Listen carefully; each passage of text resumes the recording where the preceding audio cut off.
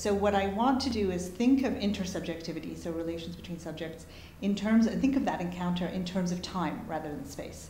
And so I think of that as actually giving us a different perspective on intersubjectivity and maybe solving some problems that are sometimes articulated there. So I think it sort of makes the intersubjective encounter more complex to think about the way in which, for example, we're relying in our very perception of the present on very different memories and a very different past.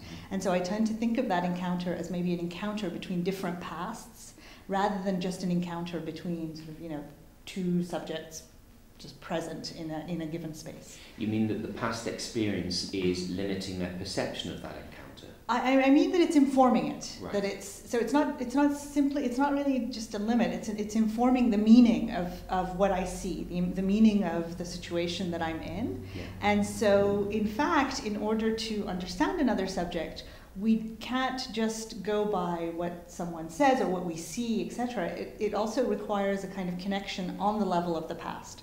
Right. So it requires a connection and a way of sort of being able to connect with the memories of the other person. I see. So the context of their memories is influencing and informing that encounter. Yes. Yeah.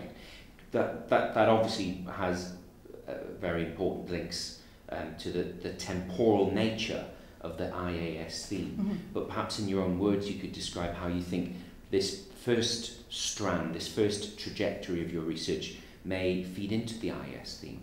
Right. Well, the IAS theme is time, so it was sort of perfectly suited for the work that I've been doing and that I want to do. So having that as a theme, making it explicit that what we want to work on and what we want to look at is time, allows us to frame. Well, allows me in this case to frame the sort of what I'm looking at, so what I'm interested in, which is embodiment and intersubjectivity, but to frame it differently. So making explicit that our framework, the way we're looking at things is time, can sort of give us a different perspective on things. So it's in that way that it sort of relates to it. A lot of my previous work has been on time, in fact, and memory.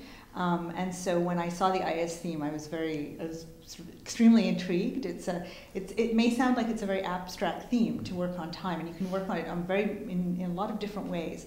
But in fact, I think that philosophically it's a very productive theme, because when we start looking at experiences and encounters, and for example, I said, perception and affect, in terms of time, it gives us a way of looking at things in terms of a process and in terms of, for example, a back and forth. So in terms of affectivity, it's in terms of a sort of receptivity and a response. A framework. And so it gives us a sort of, it shifts sometimes the questions in ways that can offer solutions that we didn't see before. Right.